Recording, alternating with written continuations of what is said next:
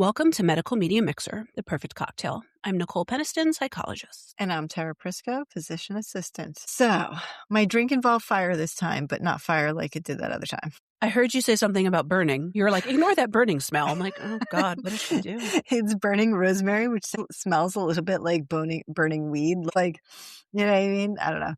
Whatever. It was for the aesthetic of the drink. I don't know that it actually adds anything to the drink, but it was all about the AI cocktail that I have. So. Okay, whatever floats your boat. I have to remind myself of my notes for this because it was a while ago that I did this. Okay. But I think I'll be all right. Yeah, I have pretty detailed notes, so I should be good on that. Okay. I just wanted to see how detailed my notes were. So it's like I was just scrolling through notes. I'm like, oh, who's going to cover that? I'm like, apparently that's me. Apparently I am. I forgot about that. Oh my goodness. It's like, yeah, sometimes you think about something, you just plan it, and then it's months ahead of time. Right. Well, this one, I listed multiple movies, and I forgot I put this one particular movie in, and I'm like, why did I put that in? I guess I need to rewatch that then. I know. There are things I definitely need to rewatch to refresh my mind. So yeah, the one I'm going to do, it has some similarities to the Radium Girls one from way back whenever we did that, but different, but the same. So you'll see. It's very reminiscent. Different, but the same. Different, but the same. This one was inspired by Youngest Child, the movie that we watched together. Yeah. So, and then my other episode is that I was telling you about with the special guest is inspired by Oldest Child. So I'll get more into it when we do that one. But that was interesting for them to give me an idea for an episode. I was like, this is kind of cool. That is interesting. Yeah. Good for them. But they don't want to be on. Well, the younger one probably would be. Because she was on once already. Yeah, she had her voice on. But the older one, I'm like, come on, you could totally, but no. All right, she's too cool for us. She doesn't need to associate with us. Yeah. Yeah, I know. It's teenagers. I just, scanning the document, saw your ideas for Halloween. And yes. Obsessed. Yay! Lots of cool stuff in that. Yeah, I keep just getting little inspiration ideas and throwing things down, but they're still way ahead of me. It's okay. It's not a competition. I'm only into August. I'm not that far ahead. I can tell you I have a paper cut, but it's not from paper. Under my thumbnail, I'm showing her on the screen for everyone else. I got it and no one can see the look of disbelief on my face. From opening a plastic grape container. Well, those are the worst. Those plastic cuts are worse than paper cuts. I was like, screw this. I was trying to be healthy and take some grapes to work, and they had to attack me. Chocolate would never do that to you. Exactly. A Hershey kiss would never hurt you.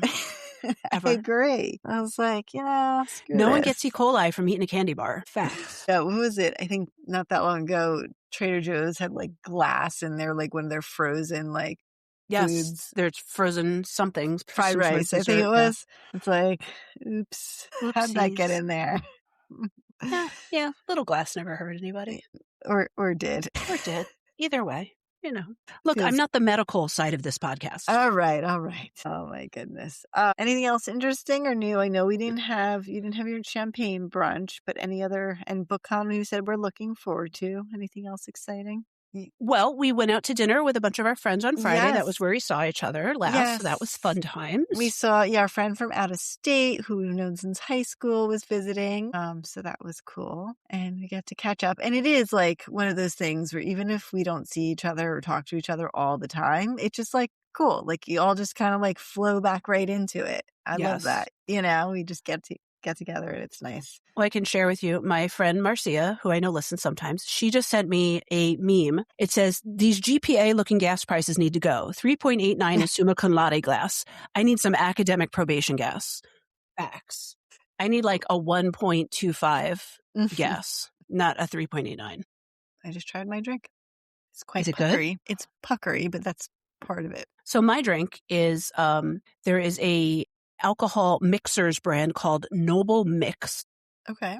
And they come in little tiny individual drink packets or larger freezer bags where you pour in, an alcohol and some water and then you put it in the freezer and then you just scoop out what you want. So I had one called the Grapefruit Crush.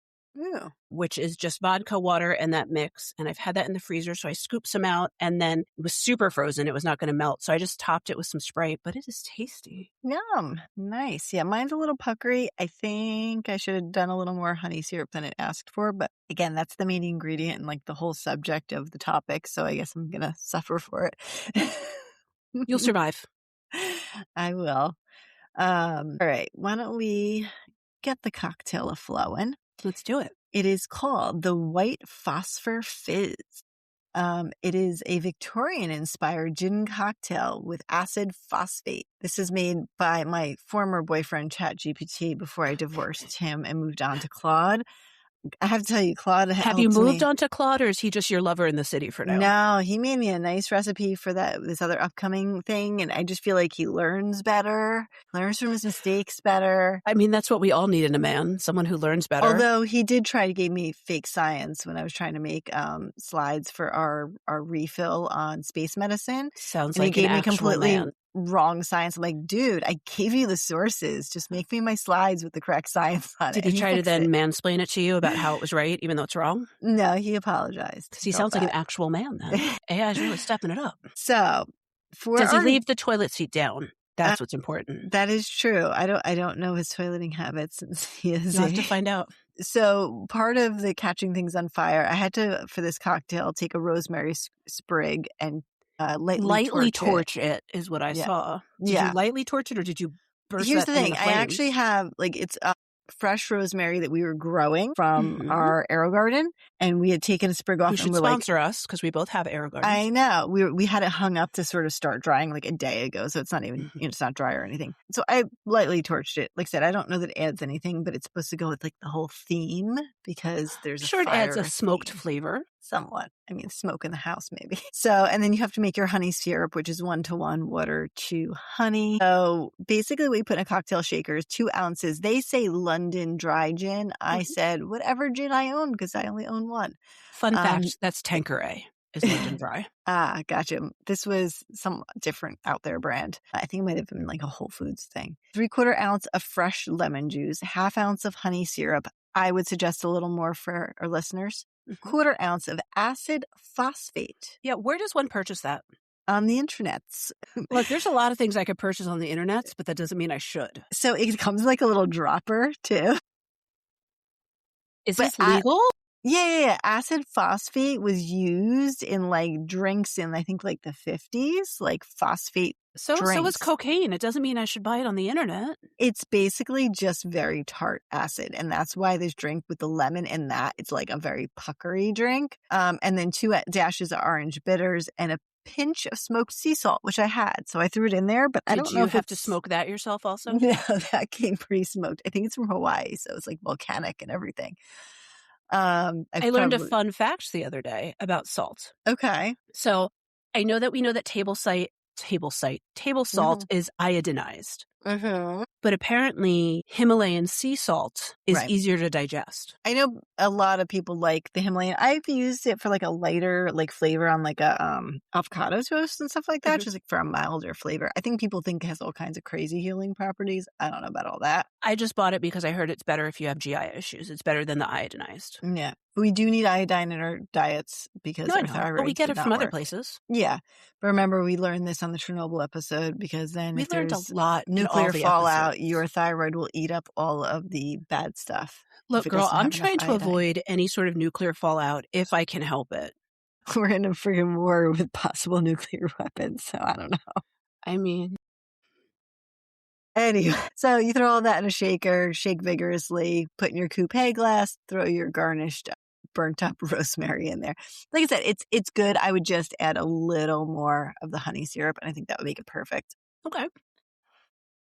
So, and there's an optional fizz variation. You can add some soda water to it if you'd like. You know, I love a fizz. I do really like carbonation though, and I know a lot of people don't. Okay.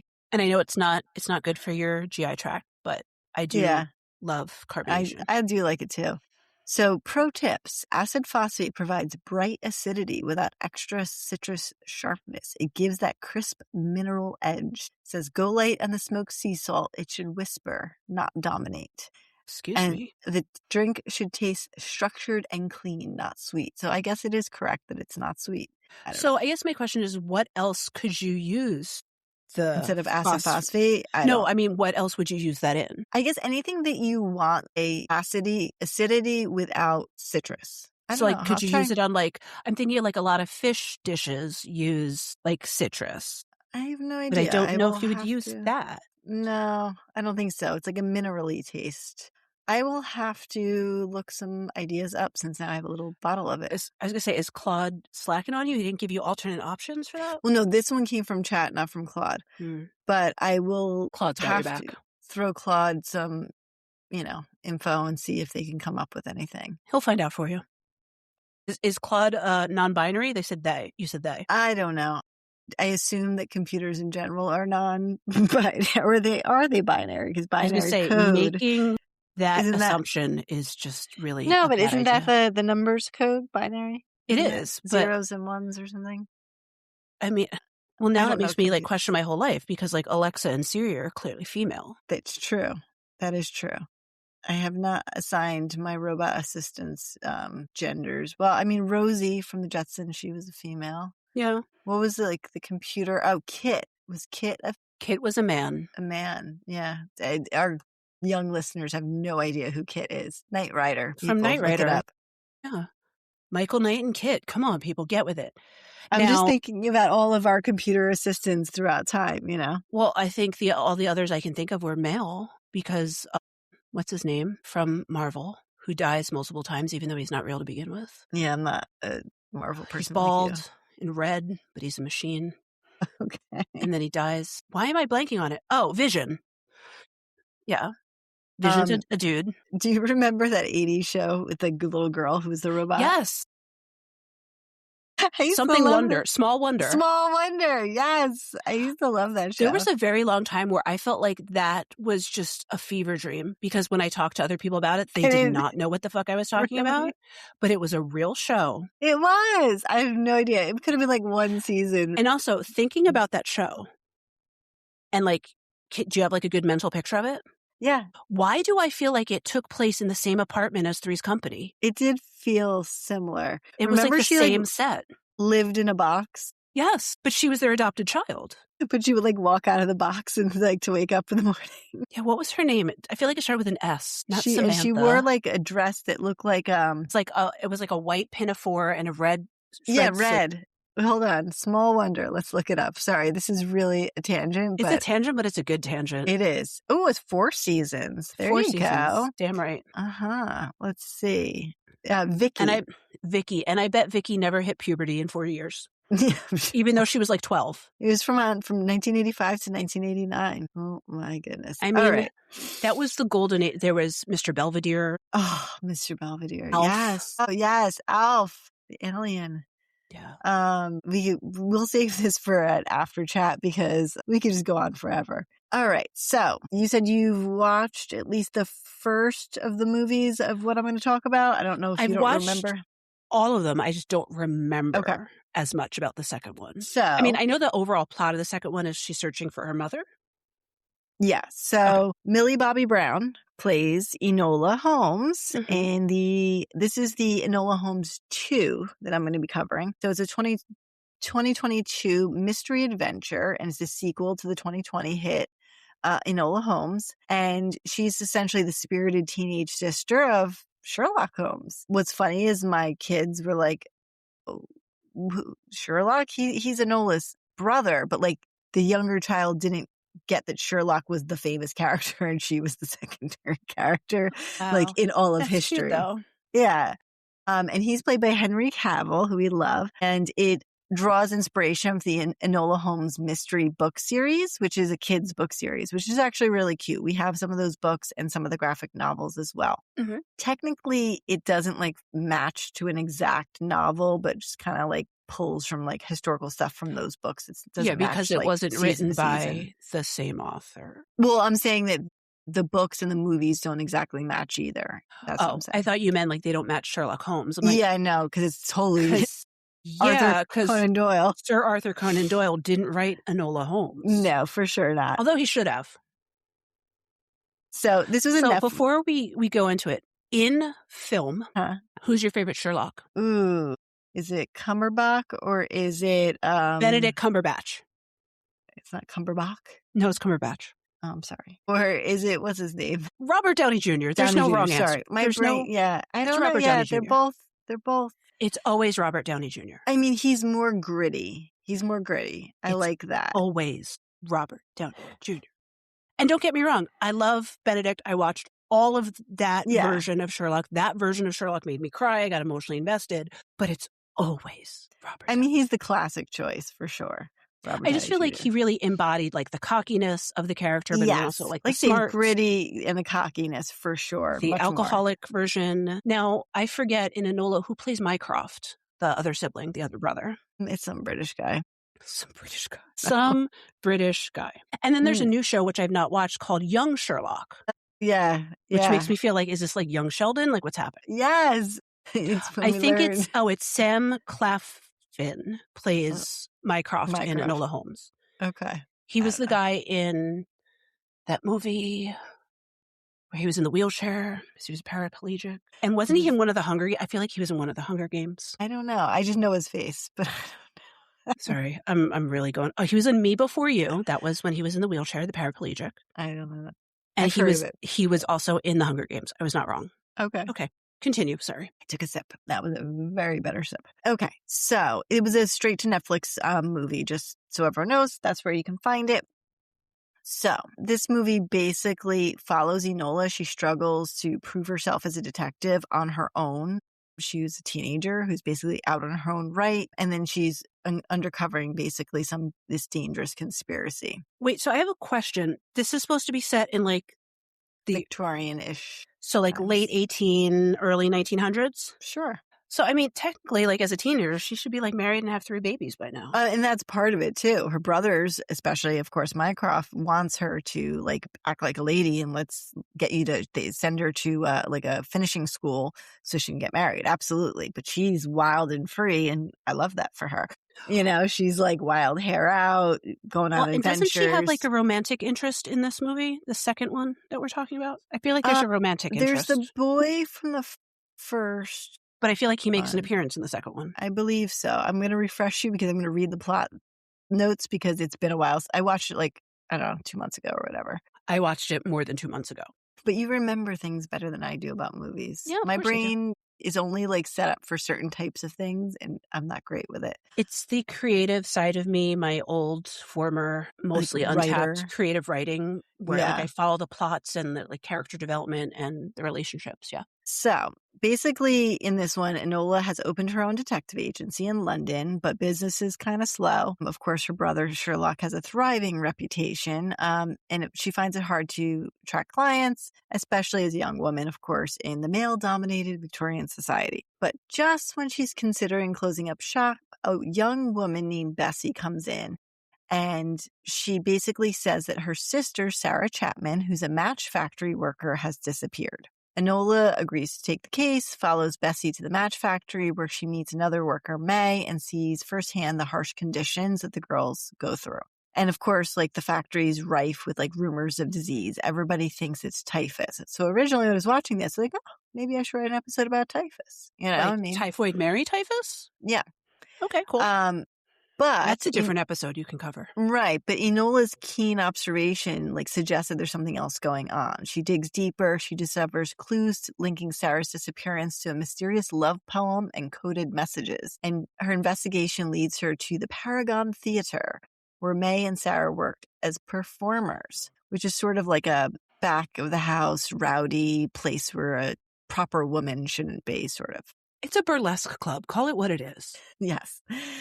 She finds May gravely wounded. She was stabbed in her dying moments. May points Enola toward a piece of sheet music that becomes part of the mystery because there's always like codes and clues and things like that. And so Enola runs into Sherlock, who's also working on his own case involving blackmail and untraceable government funds. So they compare notes and Enola starts to see links between their cases and that maybe they're kind of following the same thing. So they use the encoded poem. She tracks down William Lyon, the son of the match factory's owner, at a ball. So she gets all dressed up and she goes to like the masquerade ball. Why don't we go to balls anymore? It's true. I want fancy dresses and to go to a ball. I'm sure we can find one. They have a lot around Halloween. We should find one Oh, and go that's to one. true. Yes. We should find a masquerade ball and go to one. Yeah. She encounters this other young woman, Cicely, who's a noble woman who turns out to actually be Sarah in disguise, the woman she's looking for. She runs afoul of this Superintendent Grail. He's a rigid police guy who accuses Did you say her runs afoul?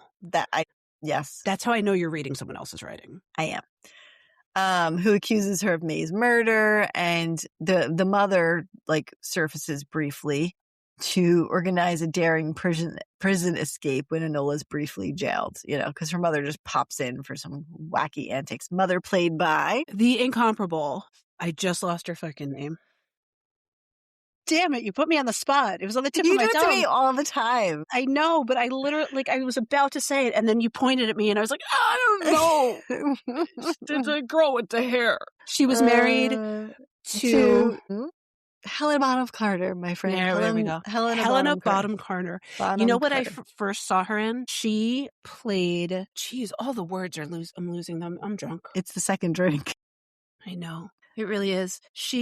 Who's the girl that dies in Hamlet? Ophelia. She played Ophelia in Hamlet with Kenneth Branagh. I'm like, Branagh. Yes, that was my first introduction to Helena Bonham Carter. Yeah. I mean, she's been in a lot of things, and she's always sort of this wacky character.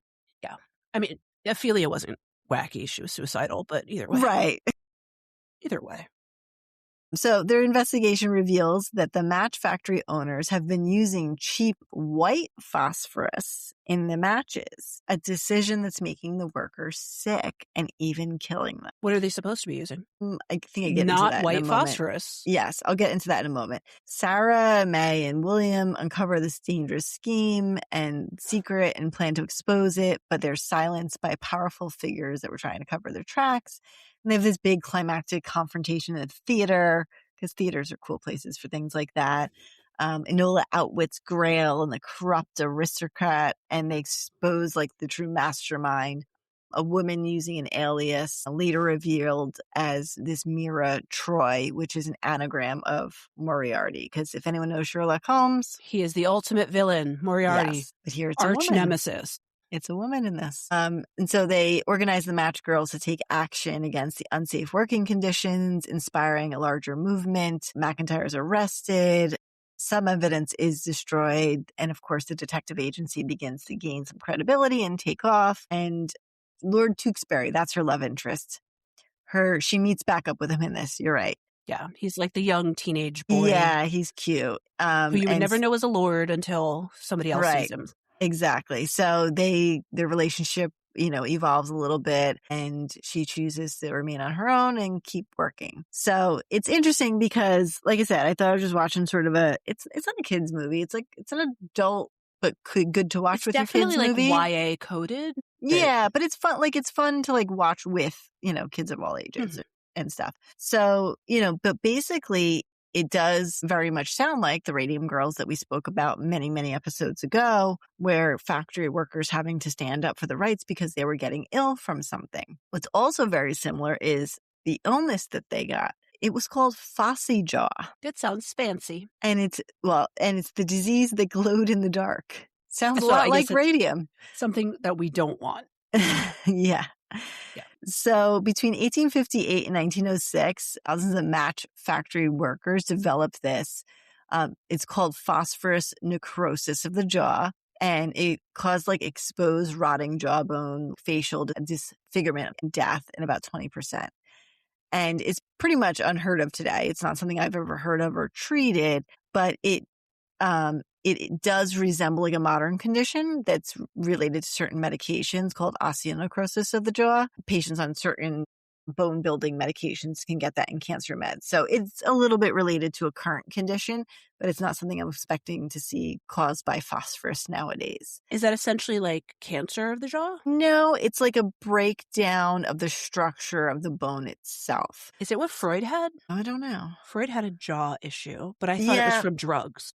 Probably, because I don't think he was putting phosphorus in his mouth. He was putting a lot of other stuff in his mouth. I didn't say that. He had oral cancer. He had chronic severe jaw problems caused by oral cancer. Oral cancer. Okay. From his long-term cigar addiction. Basically, obviously matches were like a huge thing because before matches, starting a fire required a flint, steel, like something like that. So having a strike anywhere match really kind of revolutionized the world. They were portable. You could have them with you anywhere.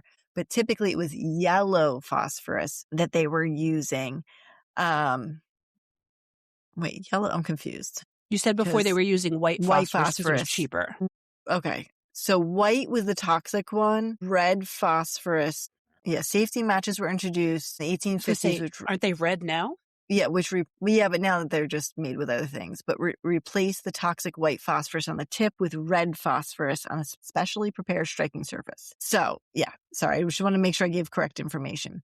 So in match factories, the workers were mixers, dippers, and boxers, and they handle this chemical. Yellow phosphorus is the same thing as white phosphorus. It's just two different names for the same thing. Red is the safe one.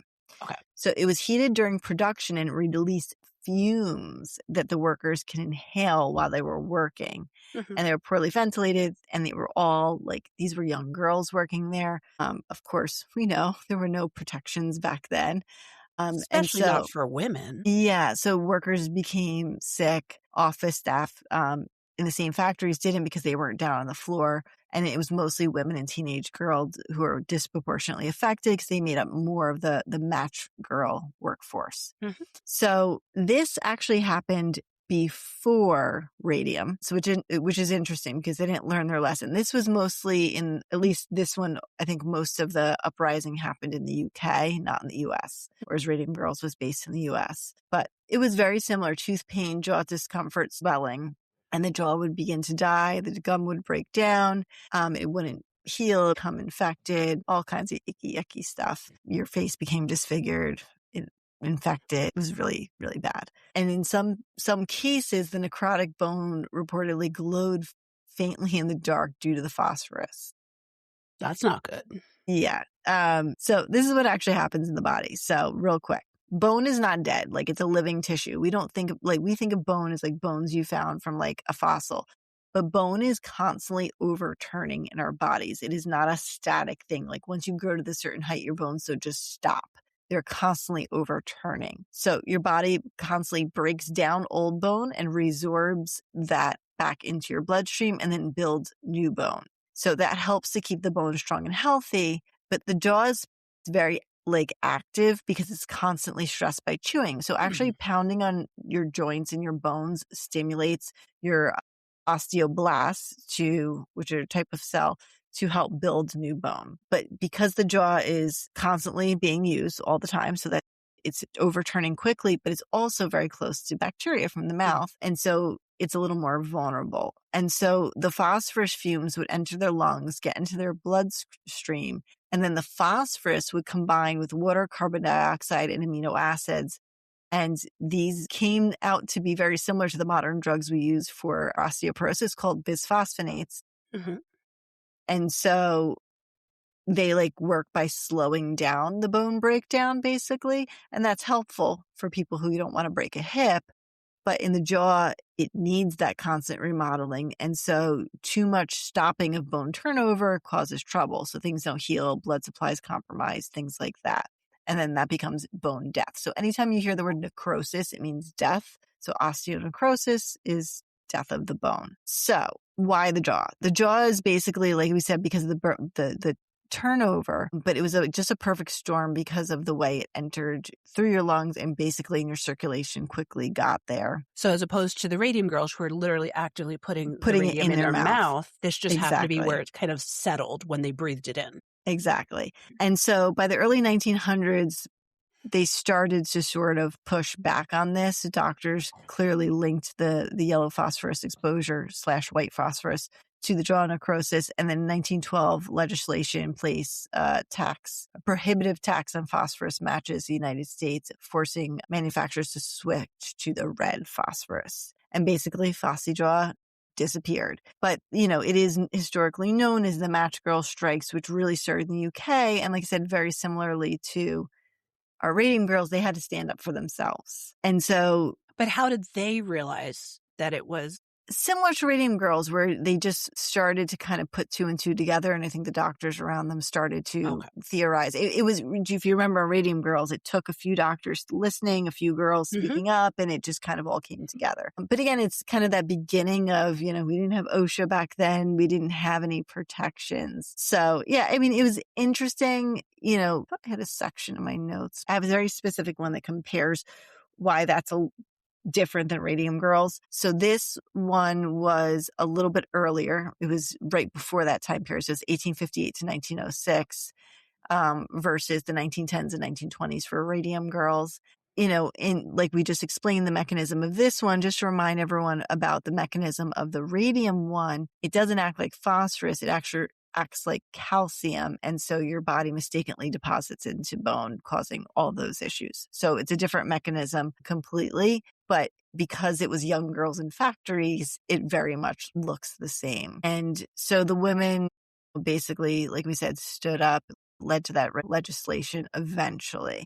But it's interesting. Like I said, we do have, like I said, a modern condition that's very similar, but we know what causes that. We know the medication. But this was, again, like those vulnerable population, young girls who were just trying to make a few cents literally per day, working in these down and out factory jobs. And of course, it was cheaper and for them for labor and to use that cheaper material. And, let's do as many as you can in a day or else you're in trouble. And there you go. You get sick. Fun. Exciting. Ooh, I think I got a little bit of went up your nose. Phosphor in your nose. That can't be good. A little bit burny. I mean, I don't think that the phosphor I'm using in my drink is going poisonous or anything. I really hope it's not. And I'm not being exposed to it on a day-by-day basis. I wanted to look up the acid phosphate. I just wanted to look up what it was used for drinks because I think it was the Fizz that it was used. Yeah, it's a tangy, shelf-stable liquid acidifier used in cocktails and sodas. Adds sourness, balances sweetness without the flavor of citrus. It's phosphoric acid buffered with calcium, magnesium, and potassium salts. So it adds a tongue-tingling sourness to drinks. So soda fountain drinks. That's what I thought back in the day. That makes sense. Flavor balancing. When so they used to mix the soda per each person who ordered it versus and like I said, it's like a little dropper. It's considered safe for consumption. It's FDA recognized when properly prepared as it is buffered and partially neutralized. It is not the same as pure concentrated phosphoric acid, which is too acidic to consume. So nobody get any ideas out there, okay? Yeah, so I guess they use it sometimes in something like a whiskey sour or just in stir cocktails who need acid where citrus would make it cloudy. Interesting. I have to find some, let's see, some more cocktails that have it. You got to use it now that you got it. I know. Classic phosphate drinks often pair with bitters and syrup. So Angostura phosphate is Angostura bitters, gum syrup, and acid phosphate and soda. Okay. Not sure. They have something called the Wet Grave, bourbon, dry vermouth, claret syrup, and acid. Sounds like a good Halloween cocktail. It does. The Bushwick Thirst Killer, the Maple Phosphate, the Calumet Club cocktail. I don't know, but we'll find some way to use it. I really need to, and I keep saying this and I haven't done it, is literally take pictures of every single ingredient that I have for my liquor / accoutrements. And so that I can have a thing that AI can make cocktails for me, knowing what I have in the house for the most part. I know things exist to a certain extent, but I want to be able to just take a picture. I don't know if I can do that. You and Claude and chat can have a conference. And you guys will let me know. You'll send me the email notes about it. Yes. What's funny is I took input from an old thing I had used notes for one and put it in the other one to try and fix it. I'm like, can they tell that it's AI feeding AI? Can they identify it? Yeah, I can. They're all sentient now. They all know. I know. The machines are going to rise up against us. They've been warning us for decades. It's about damn time they did it. They've had forever. For real. We've clearly not learned. I know. Yeah. That and, the crazy viruses that are going to kill us, where the turn us into zombies. I mean, come on, people. Maybe that's what turns us into zombies. AI becomes sentient and creates a illness that turns us all into brain eaters because AI doesn't have a brain. Mm-hmm. Did I just crack the code? That's your next movie. My next book, my next movie. Yeah, you gotta write That's it. what I'm going to pitch when we go to BookCon. They're having a pitch-a-palooza Ooh, where you pitch book ideas. That's going to be my book idea. I actually have one that I honestly thought about, but I'm like, no, I'm not going to do that. I'm not going to pitch a book. No, one day. Maybe one day. Nowadays, we live in a world where it's a lot easier to, publish a book independently. Well, I'll give you my pitch. So my pitch is a fictional book, but it is comprised of letters that people have written from prison to people on the outside. I think that's wonderful. I think that's awesome. Yeah. What are you talking about? I know. I already have a letter. I can read it to you that I wrote. Wasn't there's something that had, what did I read that was in sort of a format of letters? I can't Lots remember. of things. But I like that. I like that concept. I think there was something else that was like text messages and letters or message boards. I don't remember. There is a book, I forget what it's called, but it's like a series of it's not Little Women, but it's some other classic novel that they just translated into text messages between the characters. Oh my goodness. And it's actually really adorable. I think that would be fun. Yeah. Are there emojis and Of course. Yeah. Abbreviations? And there's slang and yeah. Do they still use abbreviations? We had to use that out of necessity because we had to hit the same button 50 times to get a point across. Yeah, people still put you instead of YOU and BC instead of because. If you see anything weird in mine, it's usually that I typed too quickly and autocorrect gave me some strange words. Yeah, speech to text works out better. I swear autocorrect on my thumbs get me every time. And I do it so quick and then I hit send and then I look at it. I'm like, oh, crap, I got to edit that. Look, we all know no one has ever meant to type ducking. No one. No one has ever typed ducking. Oh, my goodness. That's an action that we might do if something's flying at you. But you're not typing that in a text. Yeah, we have an internal text for work. And whenever you're trying to put a patient's last name, it corrects it to all kinds of wacky stuff. And they'll be like, did you mean this? I'm like, yeah, sorry, guys. I just typed quickly. Yeah. And it autocorrects and different than your phone text messages do. And so it doesn't give you the option of yes. I don't know. It just changes it after the fact, but whatever. Misunderstood lyrics or whatever it is. Yeah. Just what is it? The lip reading one where they take clips of people. Yes.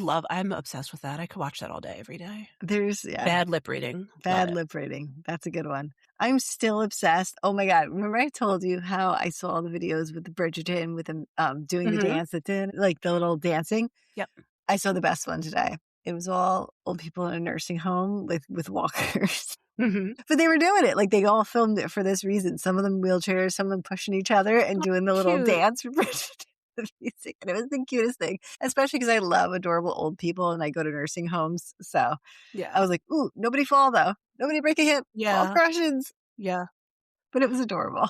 Well, I went back and I watched all of, what was that show that you covered? The medical show, but it's a comedy. Yeah. And you St. Dennis. Yes. I watched all of it. And there's that one episode where, the chaplain is making them all have a dance party and then the one guy falls cute. And they're like, remember, this is how you get up from a fall. It was so cute. Yeah. I had to go back and finish that. I had watched a bunch of it and I didn't finish it. Another one have you ever watched Abbott Elementary? I haven't, but I heard it's really good. That's a good one. I have to go back to that one too. That's a really good one. Yeah, you need some of those sitcom comedies to lighten things up because sometimes things are a little too much with all the serial killer documentaries and cults and, I mean, what I'm currently trying to partake of, but I'm really struggling with, is Real Housewives of Rhode Island. Because after the first episode, I've determined that Real Housewives of Rhode Island is just Real Housewives of New Jersey, but they changed their names. Really? Same accents. Half of them look identical. Really? They all have big dark hair and giant lips. None of them have actual jobs. Boating and having dockers and the sweater over their shoulders. That's what Rhode Island feels like to me. They're not that preppy. I mean, they do do boating and there's a lot of stuff on the water, but they're not super preppy. They're not preppy. They just feel like Jersey Shore housewives. Really? Yeah. Huh. And I know that you don't watch a ton of Housewives, but Housewives of New Jersey, Dolores Catania, one of my favorites. There's a girl who looks exactly like Dolores. And I'm assuming they're related because Dolores does make an appearance. I just didn't get to that part of the show. But I called up my mom. I was like, why is broke-ass Dolores in Rhode Island? And my mom's like, what are you talking about? And then I told her and she's like, I don't know. I'll have to watch it. But yeah. I watched way back in the day, the New Jersey one, and then kind of that was it. Yeah. I'm watching Atlanta now, which is all shenanigans. I am currently watching Love in the Spectrum. That's my reality TV. The I need most to get back recent into that. season. I haven't, They but I are did hear adorable, and I love them so much. breaking news like 3 days Yes. ago. Abby broke up with Abby- her.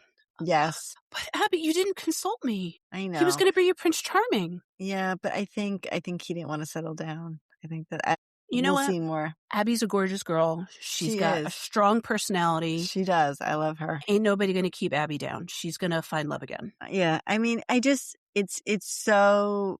I know it. They were together for a long time. Yeah, like a long time. But if you take a step back, and I think someone just heard the premise of this show, they might think it's like making fun in some way or something. No. But to me, it's just highlighting like the beauty of like who these people are and them finding their people. And I just think it's so heartwarming and endearing, and they all have so much to offer. And it's just like, so like, I just and they just want what everybody wants. Like, it's not like they want anything. I keep seeing like the preview because like I'll be scrolling and I won't want to like watch the whole thing.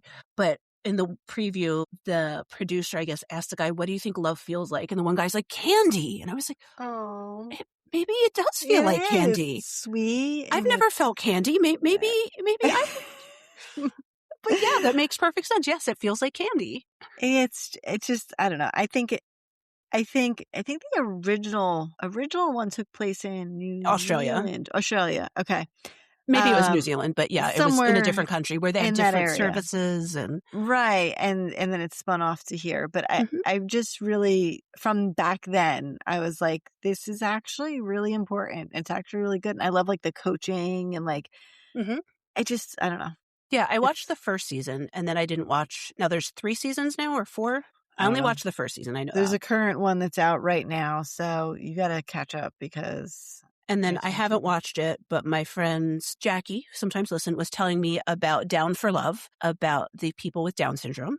Aww. It's very similar. She said she didn't like that show as much, but I haven't watched it, so I don't know. Yeah, I just I think showcasing people who I think for so long maybe were hidden maybe by their families or whatever, and highlighting how important and special like each person and their unique experiences. And it just makes me smile because it's how it should be. Everybody be nice to everybody. Well, and I'm not a bachelorette type of person. I don't watch those shows. I've never liked those type of shows. Yeah. But I did really enjoy watching Indian matchmaking, Jewish matchmaking, like those cultural parts of it. I found that so fascinating. I do too. And then after my mom watched it, this is funny, so you guys will appreciate this. I am not Indian, like Asian Indian, nor am I Native American Indian. I am not in any way, shape, or form. My mom binged the entire first season of Indian Matchmaker, and she said to me that she needed to find me an Indian matchmaker. And I was like, "But Mom, you're my mom. You know I'm not." And she's like, "Well, you could pass." I'm like, it's like, Deborah, just because I pass in quotes as white doesn't mean I can pass as anything. Do you see what they do? Like they do like where they look at their star charts and their zodiac that stuff charts. Is so fascinating and try the compatibility.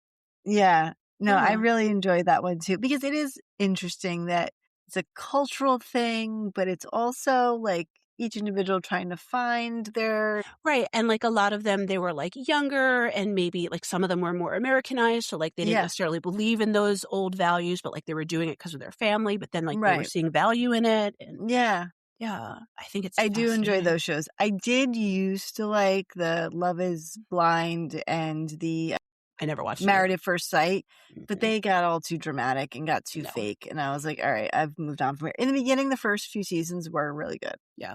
Well, that one where they're in the boxes. Is that that's not Love is Blind. Love is Blind. I thought there was like a different one. Either way, the reason I never liked that show, and I never watched a full season, I just watched like the previews, was everybody on that show is fucking gorgeous. So no, Love is not blind because they're all attractive.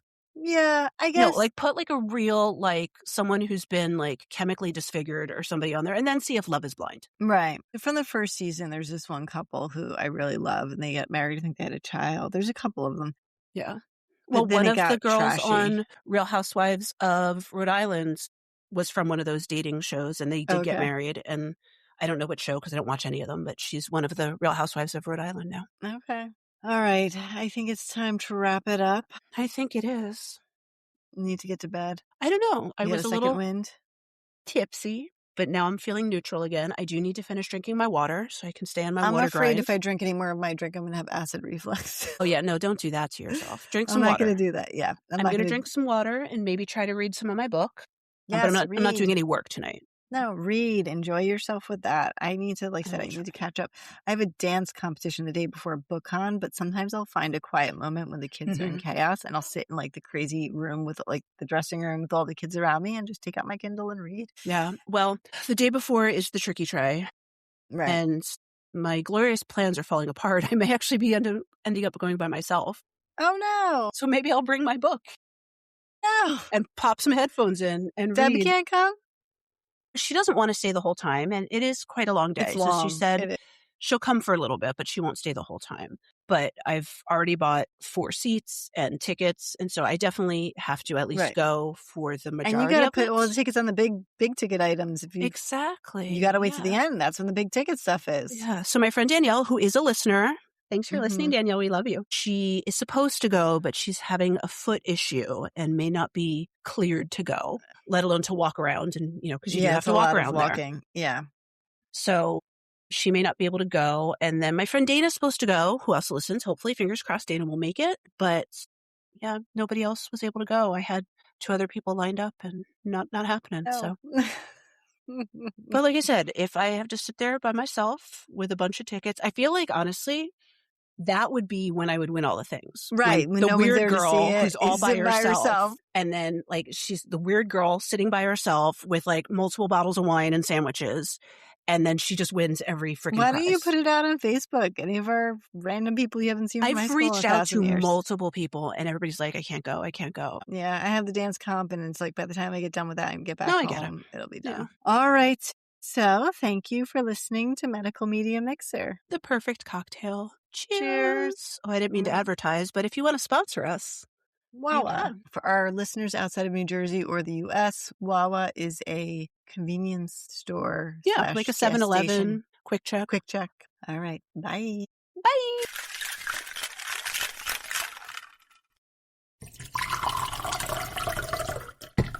Nothing contained in this podcast should be considered a substitute for professional medical advice. This content does not represent our respective employers and is purely the opinion of the podcast hosts. We are not your personal medical providers. Sorry, friends. So, if you have concerns or are seeking a diagnosis or treatment, please seek individual advice from a healthcare provider in your area. We are not liable for any risks associated with acting upon the information contained in this podcast. This is intended for educational and entertainment purposes only. So enjoy the ride. Please drink responsibly and in moderation. Before drinking, please be sure to be of the legal drinking age for your country. We do not encourage the misuse of alcohol. Thanks for tuning in to this episode of the Medical Media Mixer podcast. If you enjoyed the conversation, don't forget to subscribe, rate, and review us on your favorite podcast platform. Your support helps others find the show. Want to keep the conversation going?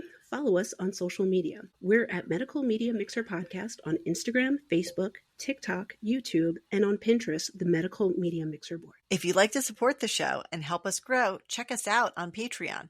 Patreon.com/Medical Media Mixer Podcast. And on Buy Me a Coffee, buymeacoffee.com/Medical Media Mixer Podcast. If you have a topic idea, feedback, or just want to say hi, send us an email at medicalmediamixer@gmail.com.